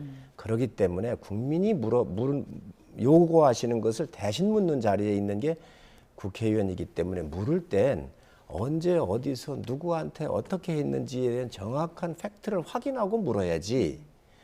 그냥 이게 개인 감정이 얹혀가지고 이게 막 던졌었을 때 그 사실이 아닐 경우에 국민들이 그 물음에 대해서 회의를 가질 때 이 메신저에 대한 신뢰가 오겠습니까? 그렇기 때문에 중요한 거예요. 그래서 예. 국회의원이 중요한 거예요. 그런데 예. 지금 김우겸 의원께서 전에도 한번 또 이런 공세를 했었단 말이죠. 네. 이재정 의원이 뭐 엘리베이터까지 쫓아와서 인사를 화면으로 다 확인해 보니까 거짓말이잖아요. 예. 그래놓고 그것도 또 큰 방송에 그 유튜브 방송인가 어디 나가가지고 또 같이 대담하면서 그것을 많은 사람들이 들었지 않습니까? 예. 다음에 확인을 하시지 않은 분들은 그걸 그대로 믿고 있는 거예요. 이번도 이렇게 또 국회에서 국민들이 보는 앞에서 이렇게 막 물으셨는데 이게 아니잖아요. 그러니 이게 과연 민주당의 신뢰성이나 국회의원 각각 한 분에 대한 신뢰성을 어떻게 할 거냐는 거예요. 그래서 물을 때는 정확하게 확인하고 네. 또 틀릴 수도 있습니다. 그러나 근처까지는 가야지 예. 허무맹랑한 이런 걸 막 물으면 정말 그 국민의 메신저로서 굉장히 저는 문제가 있다고 생각을 합니다. 네. 이 사안 자체가 뭐 확인이 된 건 아닙니다. 허위다 아니다 확인된 건 아니고. 그러니까 이게 전체 2시간짜리거든요. 전체 예. 2시간의 일부분입니다. 그러니까 녹취록이 있으니까 물을 수 있는 것이죠. 조금 더 확인이 필요하다. 예. 이 말씀을 그 여지는 좀 남겨놓고 가는 게 좋을 것 같습니다. 거기에 덧붙여서 이게 사실 저희도 그렇습니다만 잘 묻는 게 중요하지 않습니까? 그렇습니다. 근데 지금 법사위에서 이제 야당 의원들의 질의를 보면 너무 한동훈 장관한테 매몰돼 있는 것 같은 생각이 들기도 합니다. 그러니까 저는 좀 전에 하셨듯이 저는 잘 물어야 된다고 생각을 합니다. 그리고 그 물음이 정말로 국민들께서 알고 싶어하는 것, 국민들께서 궁금해하고 싶어하는 것, 또 국민들의 목소리를 잘 담아내는 질문, 이것이 저는 중요하다고 생각을 하고 네. 국회에 물을 수 있는 권리를 국민들께 주셨는데 그 엄중함을 우리 국회의원들이 한 번쯤은 둘러볼 필요가 있겠다. 그러나 행정부도 마찬가지로 또박또박 답을 하면 되는 겁니다. 그것에 대해서 직을 걸고 장관직을 걸고 미래에 다가올 공직까지 다 걸어서 내기하자. 그것은 저는 그 모습 또한 저는 그렇게 보기 좋은 모습은 아니다. 그렇게 평가를 하고 싶습니다. 예, 이제 남은 시간이 거의 다 됐는데 최근 정치권에서 한동훈 장관 차출론도 나오고 있고 이렇게 민주당 의원들과 좀 갈등을 보이는 모습을 보일 때마다 좀 몸집이 커진다라는 분석도 많이 나오잖아요. 이런 한동훈 장관의 정치권 진입을 좀 부추기는 계기가 되지는 않을까라는 이야기에 대해서는 어떻게 생각하시는지요? 당에서 한동훈 장관을 착출해 온다든지 지구당을 위원장을 좀 준다든지 이런 건 논의된 자체가 없습니다. 네. 그래서 그거는 그냥 세간에 있는 이야기고요. 예. 아무래도 한동훈 장관은 검언 유착에서부터 문재인 정권 시절에 가장 대표적으로 윤석열 사람으로 찍혀가지고 핍박을 받고 그로부터 어떤 혐의도 없어가지고 살아남은 사람 아니겠습니까? 그러다가 보니까 이제 야당의 집중적인 공세도 있고 또 그런 공세에 대해서 비교적 방어도 잘하고 옳게 질의응답에 대한 명확한 대답을 내고 하니까 국민적인 좀 신뢰도가 더 높아지고 그리고 인기가 있는 건 사실이죠. 그러다가 보니까 정치권으로 오지 않겠냐 이런 추측을 좀 하는 것 같은데 저희 당에서는 아직까지 전혀 검토한 바가 없습니다. 앞으로 가능성이나 필요성에 대해서는 어떻게 그런 보십니까? 가능성은 모르는 일이지요. 왜냐하면 앞으로 총선이 1년 반 정도가 남았기 때문에 네. 그때 상황에 가서 정치란 늘 변하는 거기 때문에 그때는 그때 가서 고민할 일이지 지금 예단하는 건 아닌 것 같습니다. 예, 아직 시간은 많이 남았으니까요. 지켜보겠습니다. 오늘 말씀 여기까지 듣겠습니다. 성일종 국민의힘 정책위의장, 전재수 더불어민주당 의원과 함께했습니다. 고맙습니다. 감사합니다. 고맙습니다.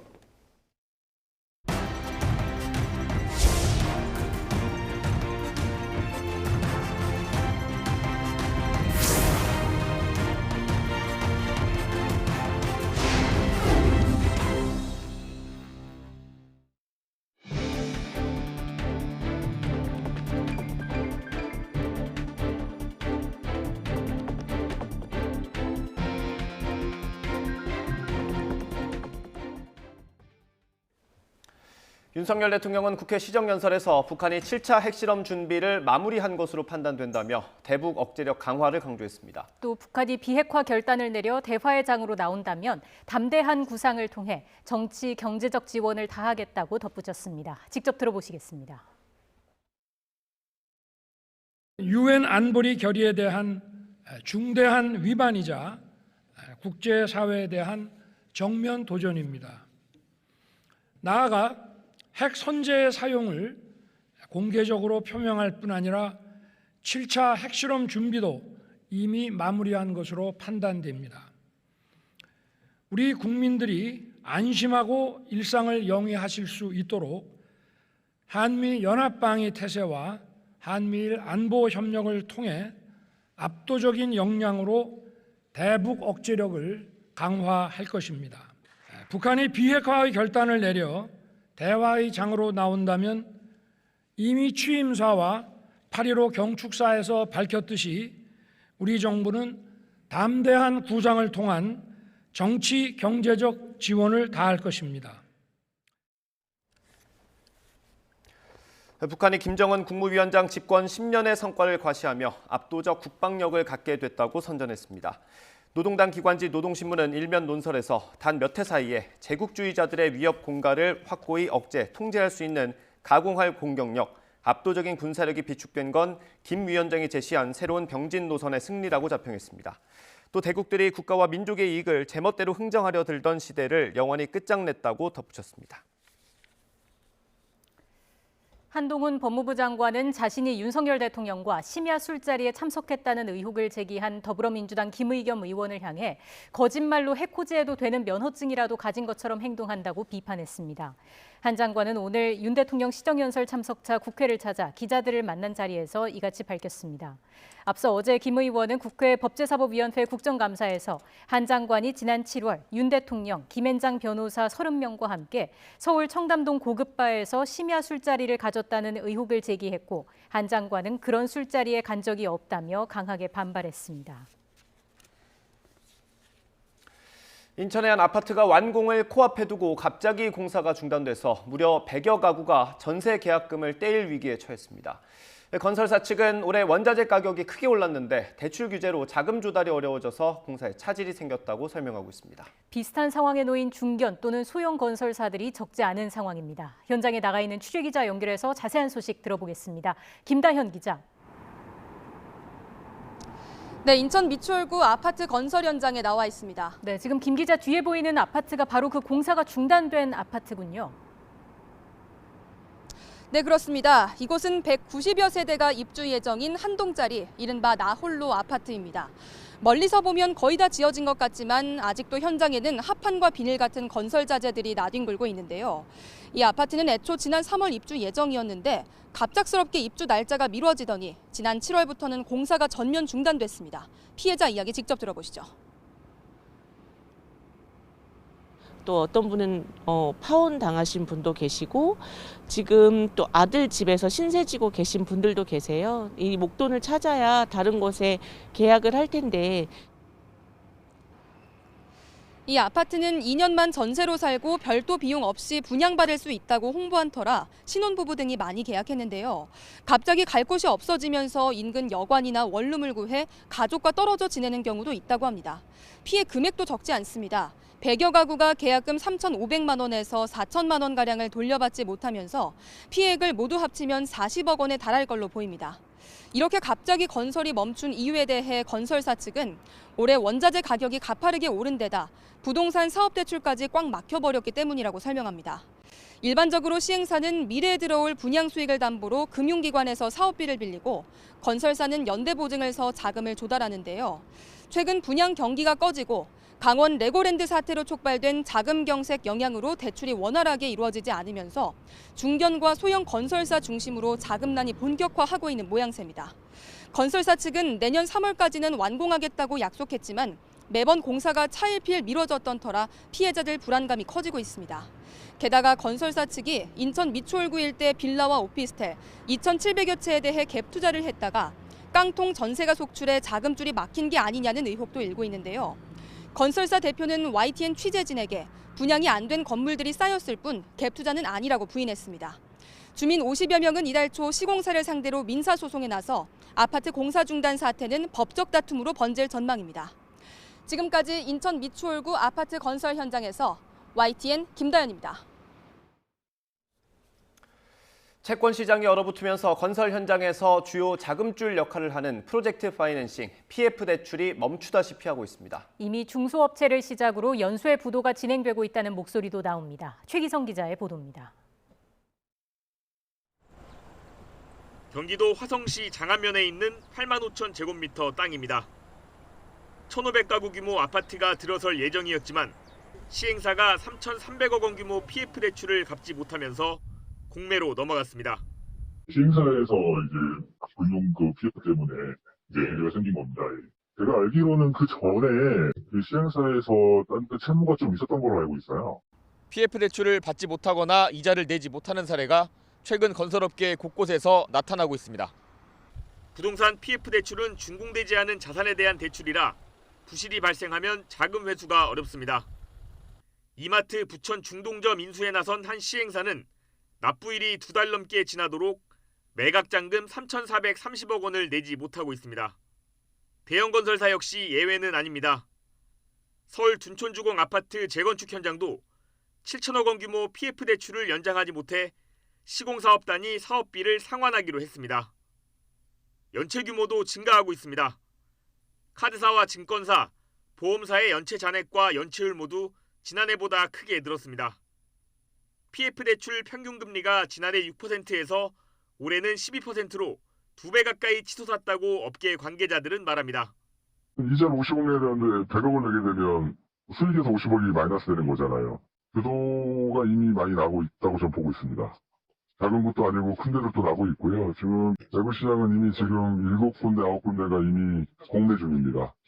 착공 자체가 힘들어지는 사업장이 늘어나면서 주택 공급 부족으로 이어질 거란 전망도 나옵니다. 재개발, 재건축 사업을 포함한 분양 사업 자체가 힘들어지게 됩니다. 아무래도 자금력이 상대적으로 부족한 중소시행사나 조합 사업부터 사업 진행에 어려움이 따르지 않을까.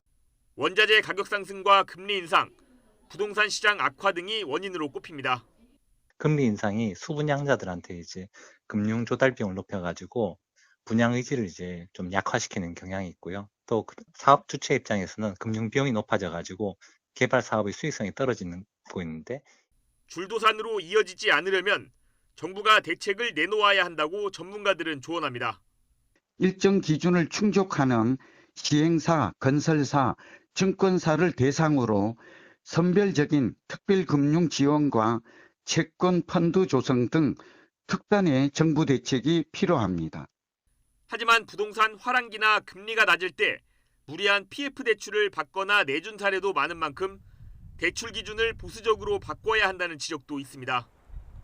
YTN 최기성입니다.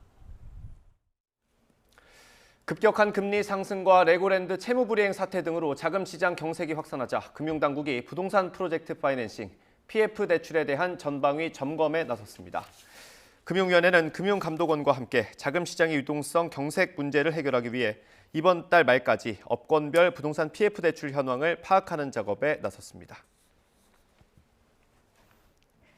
가파른 기준금리 인상과 주가 하락 등 자금 조달 여건이 여의치 않으면서 기업들이 바라보는 경기 전망 지수 BSI가 25개월 만에 최저치를 기록했습니다.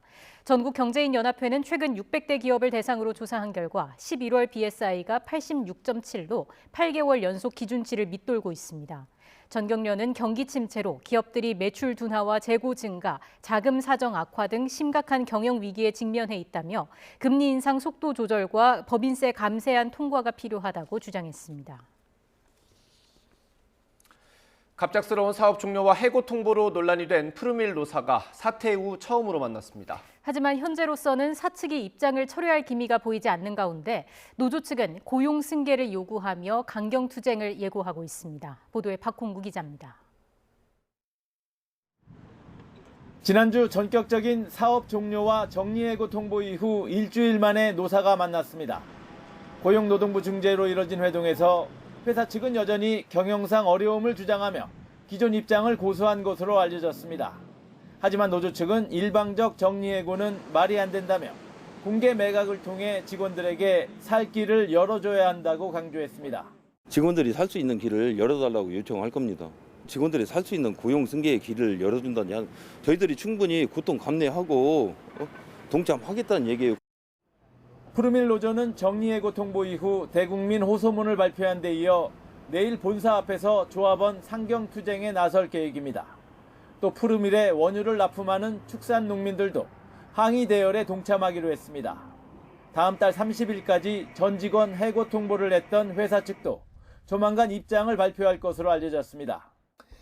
회사 측 관계자는 지금 상태라면 퇴직금 정산할 직원도 없고 11월 매출과 재고도 마감할 수 없는 상황이라며 절차상 무리가 있는 것 같다고 설명했습니다. 지난 1978년 창업해 45년 동안 이어오던 회사가 갑자기 문을 닫고 직원 350명은 하루아침에 실업자로 내몰리게 된 상황. 조합원들은 회사 측 의도대로 사업 종료가 진행될 경우 합법적 정리해고 선례가 만들어져 제2, 제3의 피해자가 생기게 될 것이라며 강경 투쟁을 예고했습니다. YTN 박홍구입니다. SPC그룹 계열사 5곳의 빵 제조업 시장 점유율이 80%를 넘어서 사실상 독점에 가까운 걸로 나타났습니다. 한국농수산식품유통공사 자료를 보면 빵류 제조업체 80여 곳의 전체 매출 가운데 SPC그룹 계열사 5곳의 매출이 83%를 차지하는 걸로 집계됐습니다. 초기 대규모 설비 투자가 필요한 제빵 산업의 특성상 SPC그룹 계열사가 편의점 등에서 판매되는 양산빵 시장을 사실상 독점하고 있는 것으로 나타났습니다. 쌍용자동차 인수를 미끼로 주가를 띄워 이익을 챙긴 혐의를 받는 에디슨 모터스 강용권 회장이 구속 상태로 재판에 넘겨졌습니다.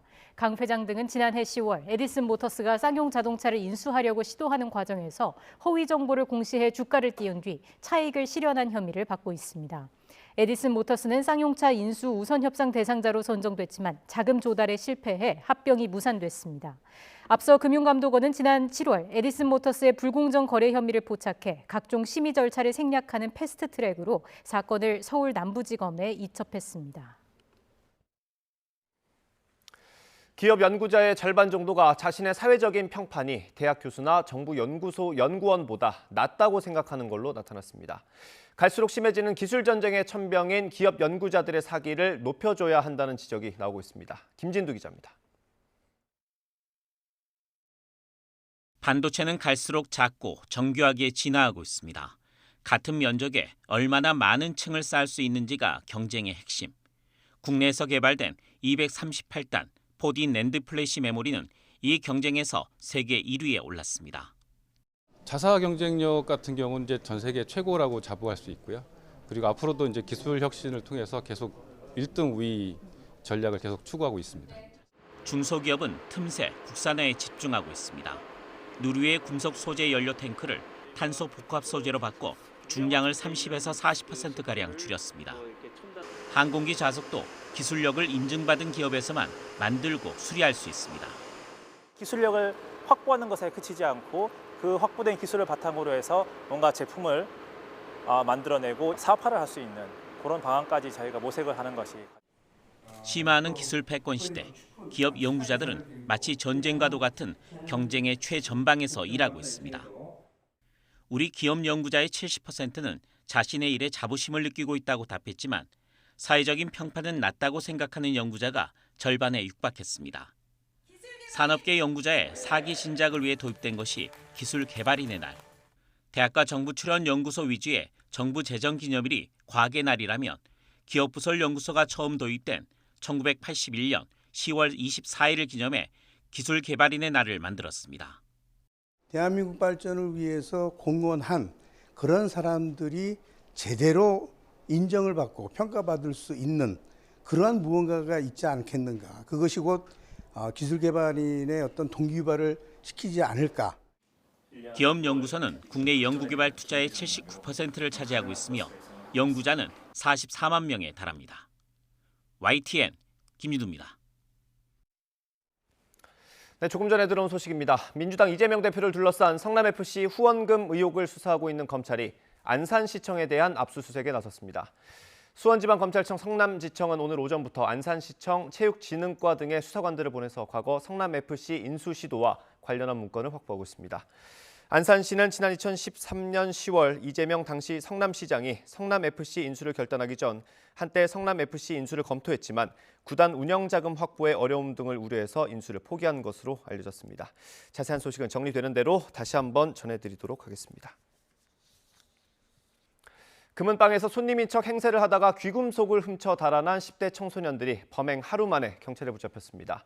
경기 구리경찰서는 특수절도 혐의로 A군 등 10대 3명을 붙잡아 조사하고 있습니다. A군 등은 그제 오후 4시 반쯤 경기도 구리시 수택동에 있는 금은방에서 2,300만 원 상당의 팔찌와 귀걸이 등 귀금속을 훔쳐 달아난 혐의를 받고 있습니다. A군 등 2명이 팔찌 등을 착용해보는 척하다가 갑자기 물건을 가지고 가게 밖으로 뛰쳐나간 뒤 나머지 1명이 미리 잡아놓은 택시를 타고 함께 도주한 걸로 조사됐습니다. 프랑스를 방문 중인 오세훈 서울시장이 파리의 유명 공연홀을 방문한 자리에서 세종문화회관 새 단장 계획을 발표했습니다. 전면 새 단장을 추진하는 건 44년 만에 처음입니다. 라이브 음악에 최적화된 클래식 전용 콘서트홀을 2028년까지 새로 조성할 예정입니다. 차유정 기자입니다. 파리의 대표 공연홀 피라모니 드 파리입니다. 거대한 우주선 모양의 파격적인 외관이 시선을 사로잡습니다. 홀의 내부도 독특합니다. 객석이 무대를 감싸는 포도밭 형태는 공연의 몰입도를 높입니다.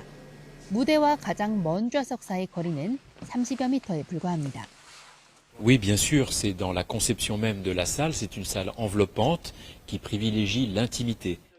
파리를 방문한 오세훈 서울시장이 피라모니 드 파리를 찾았습니다. 오 시장은 홀의 독특한 구조와 내부 음향시설 등을 꼼꼼히 살폈습니다.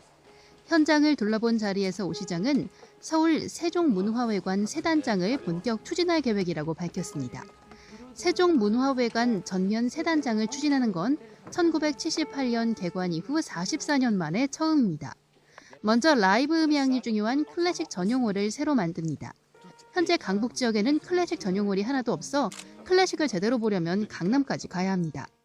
세종문화회관이 너무 오래됐기 때문에 이 문화예술을 사랑하시는 서울 시민 여러분들이 문화예술을 즐기시려면은 저쪽 강남까지 이동을 해야 되지 않습니까? 그래서 세종문화회관을 지금 리빌딩, 다시 지으려고 하거든요. 3,000석 규모인 대극장은 몰입도가 떨어진다는 비판에 따라 규모를 축소합니다.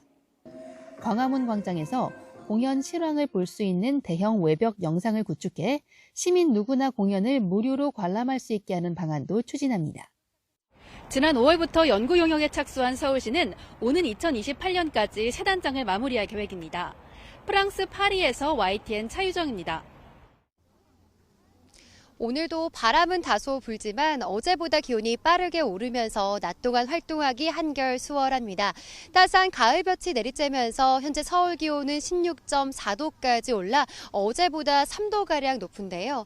하지만 해가 지고 나면 금세 날이 쌀쌀해지겠고요. 내일 아침까지는 때이른 추위가 이어지겠습니다. 따뜻한 겉옷으로 체온 조절 잘 해주시기 바랍니다.